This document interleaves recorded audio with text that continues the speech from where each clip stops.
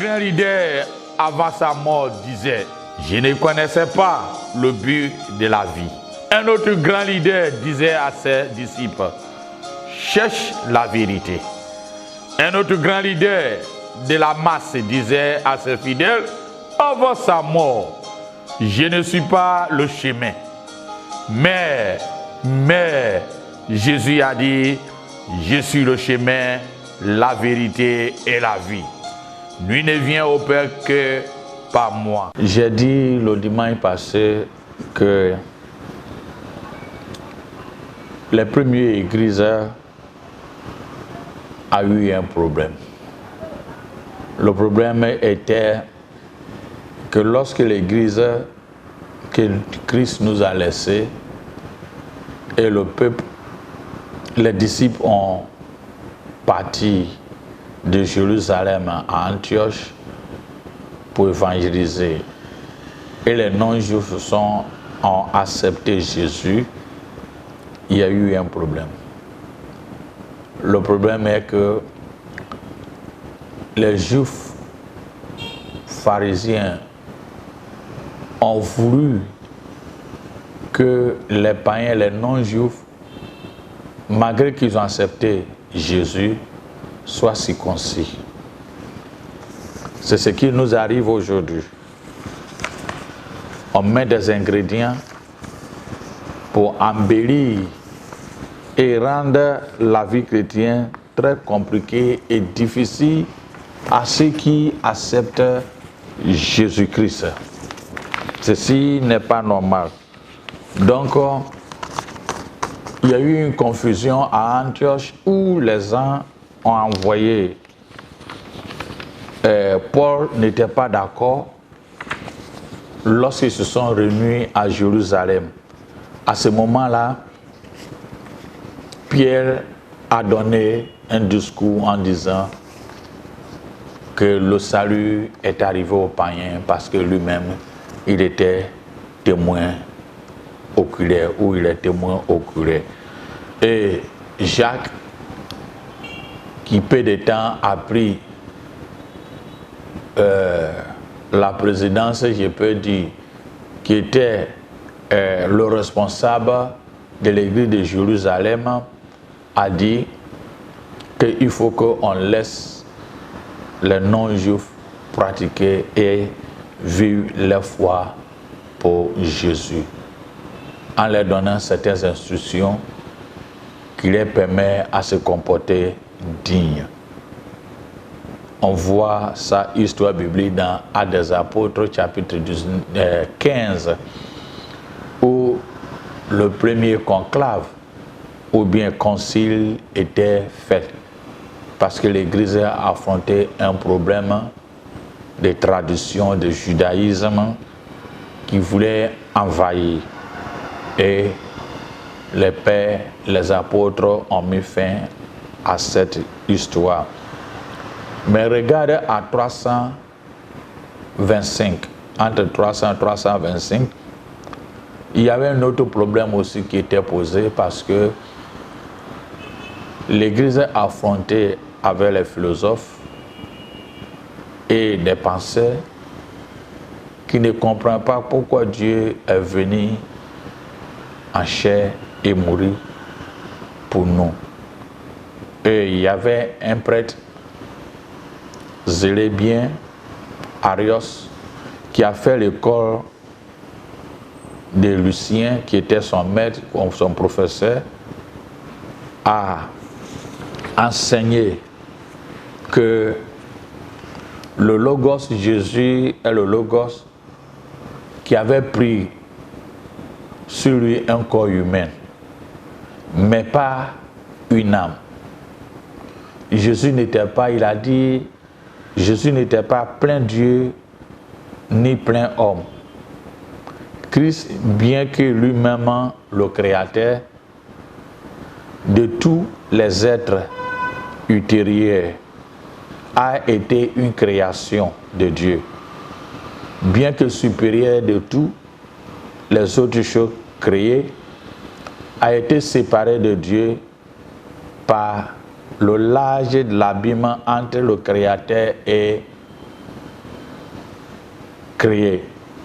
Il a mis une distinction entre Jésus et Dieu, en disant il est inférieur à Dieu, c'est une créature, parce que les gens mettaient l'amalgame, faisaient comprendre que si vous adorez une créature, nous aussi on adore Dieu aussi créature, donc nous sommes égaux et il n'y a pas mal. C'est polythéisme. Alors, Arios, qui dirigeait une institution, avec enseigné avec ces mouvements, et ont adhéré puisqu'ils ont fait l'école où les professeurs étaient luciens.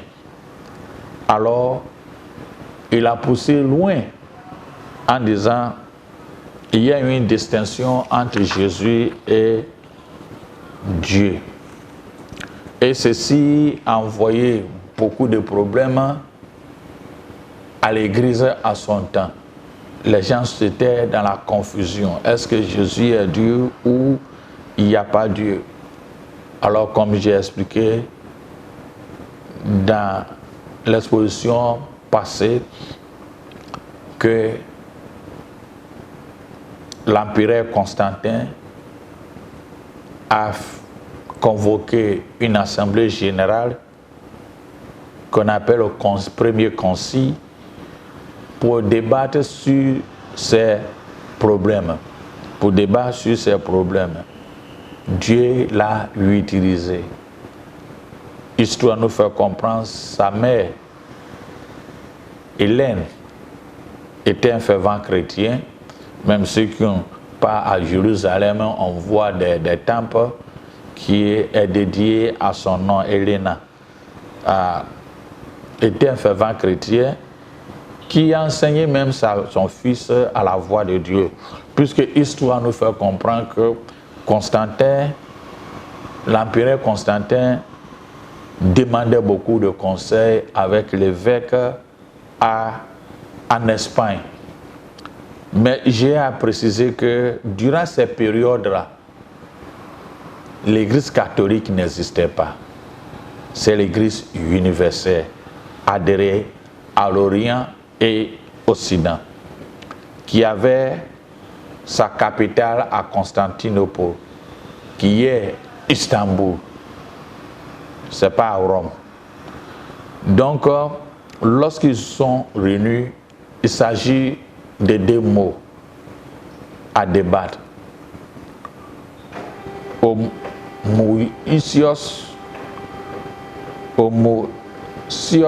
et homoousios.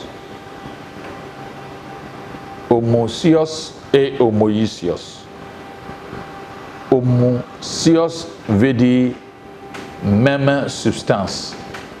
Et homoousios veut dire substance similaire. Quand vous regardez les deux mots, il n'y a que le i seulement qui fait la différence. Alors, Dieu, dans sa grâce, a permis que l'Église ait pu trancher et ont arrêté cette hémorragie et connu que Christ est Dieu. Ils n'ont pas inventé. Ils n'ont pas inventé. Ils n'ont pas inventé. Cela est écrit.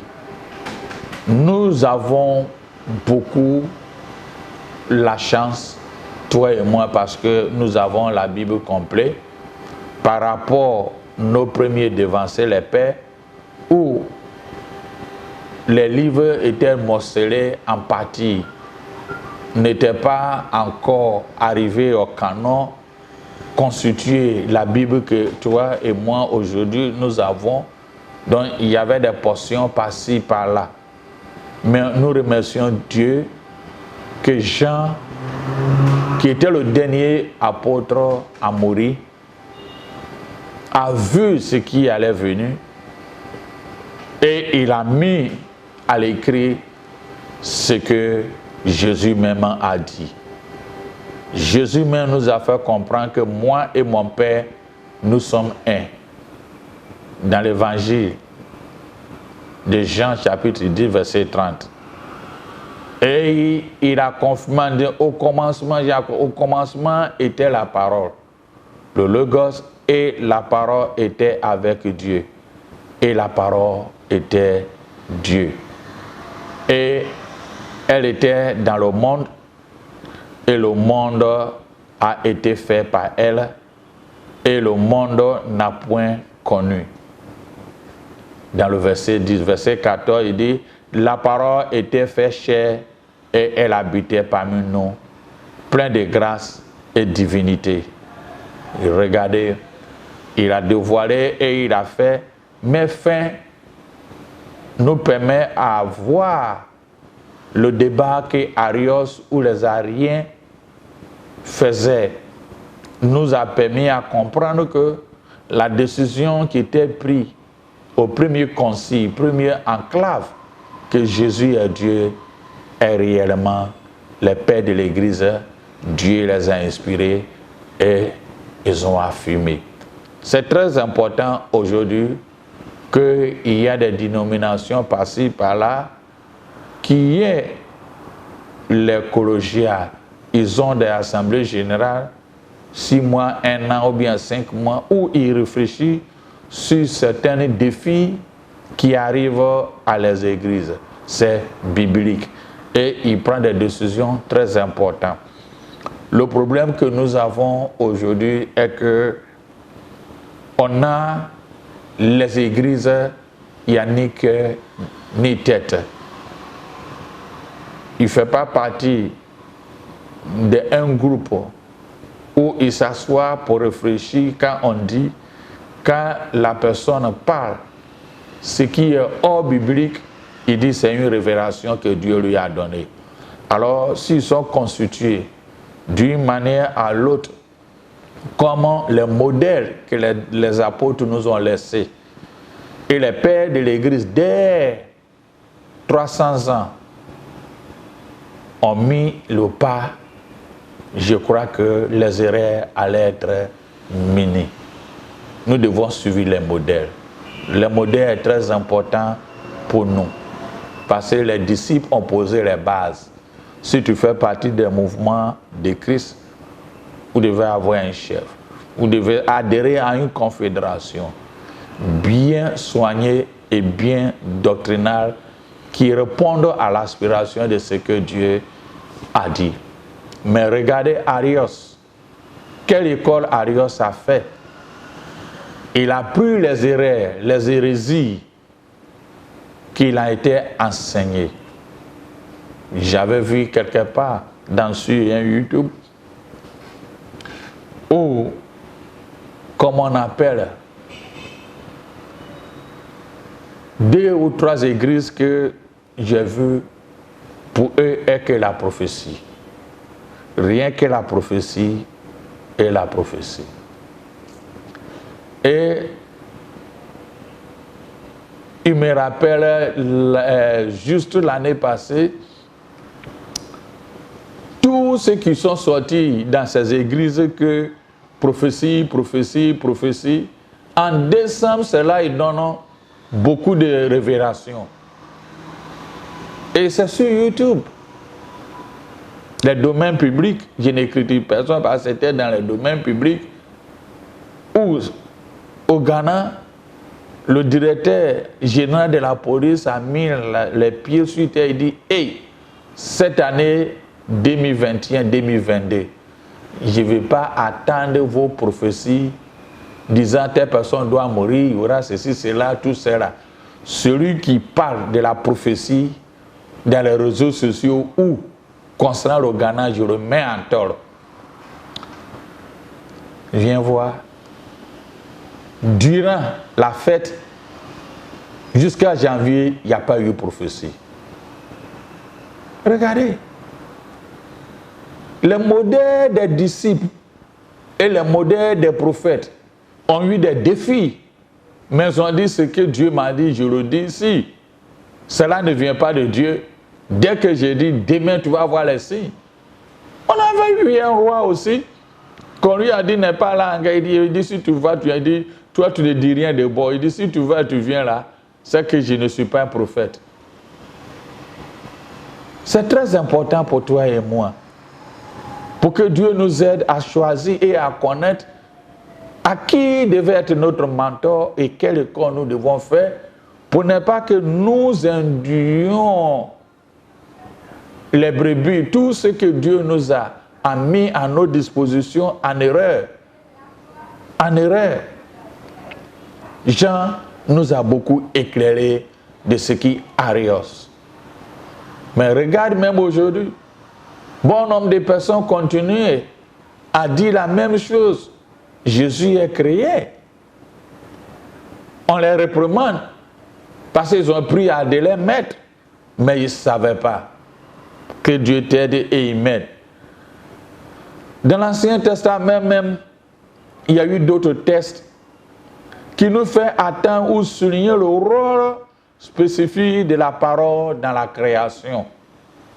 Psaume 33, verset 6 et verset 9 nous dit, par sa parole, le Seigneur a fait les cieux. Il parla et le ciel fut. Dans Psaume 119, verset 89. À jamais, Seigneur, ta parole se dresse dans les cieux. Ésaïe aussi a dit dans 55, verset 11, chapitre 55, verset 11, en disant, ainsi se comporte ma parole. Elle ne retourne pas vers moi sans résultat, sans avoir exécuté ce qui ne plaît et fait aboutir. C'est pourquoi je l'avais envoyé. Ces deux tests, ces deux derniers tests, commencent à conférer à la parole une sorte d'existence personnelle. C'est l'hébreu d'Abba qui désigne cette parole créature. Et ce mot est le plus souvent traduit par logos dans les versions grecques des Septante. Or, ce terme est repris par le livre de la sagesse, écrit directement en grec peu avant notre ère. Il a évoqué la parole tout-puissante de Dieu qui est du haut des cieux, s'élance sur trône royal comme le Seigneur, comme un guerrier plutôt. La parole ainsi personnalisée devient comme une entité qui représente la pensée divine à l'action dans le monde. Dans le monde. La parole a deux fonctions principales. Elle donne expression aux pensées intérieures, à l'âme de l'homme. Elle le fait même si personne d'autre n'est présente pour attendre ce qu'il est dit ou pour lire ce qu'il est écrit. La deuxième fonction de la parole est ceci. Elle révèle cette pensée, donc l'âme de celui qui parle aux autres. Le Christ est la parole de Dieu dans ses deux sens. Il exprime ou reflète la pensée, l'Esprit de Dieu, et il révèle Dieu à l'homme. Vois Matthieu 11, verset 27 et Hébreux chapitre 1, verset 3. À l'essence divine, dit un théologien, Godet appartient donc à un être qui est à Dieu, ce qui est la parole est la pensée. Ce que le visage est l'âme reflète vivant de Dieu au-dedans. Celui qui le reflète au-dedans, cette relation implique à la fois la communion personnelle le plus intime et la subordination à la perfection ou le plus parfaite. C'est très important.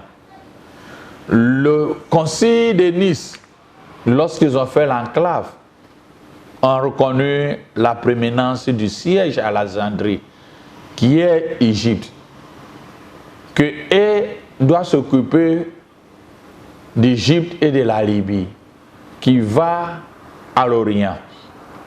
Maintenant, Antioche, qui est actuel Istanbul et Rome, partagent les mêmes zones d'influence.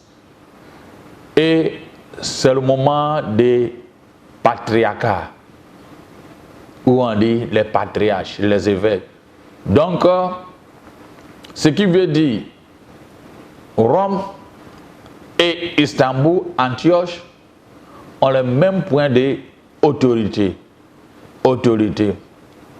C'est là le problème a commencé de leadership. Arrivé un moment, nous allons arriver là. L'église de Rome disait, c'est eux qui ont connu Pierre et Paul parce que Pierre était crucifié à Rome. Et l'église d'Antioche à Istanbul aussi disait, c'est eux le berceau. Lorsque l'église a quitté à Jérusalem, c'est à eux, premièrement, avant que ça tende vers Rome. Déjà, la distinction a commencé. Ceux qui sont en Alexandrie, en Égypte aussi disaient, c'est nous qui gardons les bibliothèques qu'il le faut. Et ceux d'Antioche reprochent à ceux d'Égypte, Alexandrie en Égypte, que vous interprétez la parole de Dieu avec certaines histoires, allégories, des personnages ou bien des messages avec trop d'histoires que vous mélangez avec. Et ceux d'Alexandrie disaient aussi à l'autre que vous disiez vous êtes vous faisiez des exégistes, mais vous faisiez des typologies, c'est-à-dire vous prenez des mots par ici et vous sautez ici et vous disiez que vous êtes en train de faire ce qui est systématique. Alors, chacun dans son côté campe de sa connaissance. Ceux d'Antioche ont eu une influence avec le philosophe Aristote. Et ceux qui sont en Égypte ont eu l'influence aussi avec le philosophe Platon. Maintenant, regardez, ceux de Rome disaient c'est Pierre qui était mort ici. C'est à ce moment-là la distinction a commencé et on va arriver là comment l'Église était séparée. Donc il y a souvent certains disent que l'Église catholique romaine est le premier église que Jésus a envoyé. C'est ignorance. Eux aussi, ils se sont rebellés de l'église d'Antioche et Alexandrie. Donc regardez au jour d'aujourd'hui, les séparations dans les églises. On appelle ça comme les rébellions. Tel groupe sort dans tel groupe, tel groupe sort dans tel groupe. Mais un jour, Christ va nous départager. J'ai toujours dit, je considère nos différentes dénominations comme le bananier. Quand le bananier donne les fruits, les régis, avant même que les régis viennent, il y a des petits qui commencent autour de le bananier là, qui prend les relèves. Je crois que Dieu a fait de telle sorte que, à un certain moment, il faut que certaines églises aussi, pour permettre que ceux qui dorment ne dorment pas. Ne dorment pas. Dans le concile de Nice, c'est conclave a réuni les évêques pour essayer de départager tous ces problèmes. Et le même concile a fixé la date de la Pâque, qui doit être en liaison avec le calendrier juif, qui permet que soit on peut célébrer la Pâque au 20 mars ou bien 18 avril, dans ce cas qui tombe dimanche et qui ne changeait pas le même calendrier judaïque. Ils ont travaillé. C'est très important que nous connaissons notre histoire. Dieu est Dieu. Il a permis que les premiers à Jérusalem ont été réunis pour remettre certaines choses en l'ordre. À 300 ans, il y a eu les premiers conciles, conclaves qui étaient arrivés. Bien-aimé, tu fais partie de quel mouvement? Est-ce que le mouvement vous est dedans? Tu es le seul, le tout-puissant. Ce que j'ai dit est irrévocable. C'est ça qui nous amène des erreurs en erreur. Personne n'est superman et super intelligent par rapport à l'autre. On se complète dans les idées, en lumière avec la parole de Dieu. Cessez de ton orgueil, crois que ce que tu dis est le résultat final. Est le résultat. Essayez de regrouper. Cherche. Je conclus en disant, mon père, lorsqu'il vivait, disait, père à son âme, il disait, quand vous partez au champ et vous cultivez, vers 16 heures, va dans le champ de ton prochain. À ce moment, tu verras si tu as bien travaillé ou pas. Que les uns et les autres laissent tomber leur orgueil et qu'ensemble nous travaillons pour le royaume de Christ en complétant, en étudiant, en acceptant les uns et les autres, mais aussi apprendre aussi des autres, à ne pas comparer pour dire non, c'est moi, c'est nous le final. Personne n'est le final. Personne n'est connaître. Nous subissons.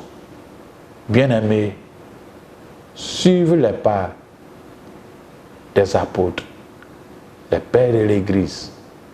Cherche à apprendre. Cherche à demander des conseils. Cherche à voir si tu es dans la bonne voie ou tu dévies.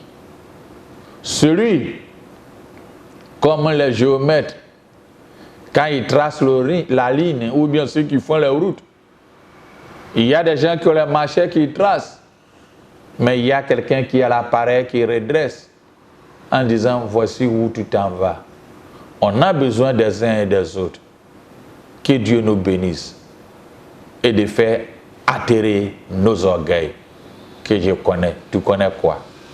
Que Dieu nous bénisse. Un grand leader avant sa mort disait, je ne connaissais pas le but de la vie. Un autre grand leader disait à ses disciples, cherche la vérité. Un autre grand leader de la masse disait à ses fidèles, avant sa mort, je ne suis pas le chemin. Mais Jésus a dit, je suis le chemin, la vérité et la vie. Nul ne vient au Père que par moi.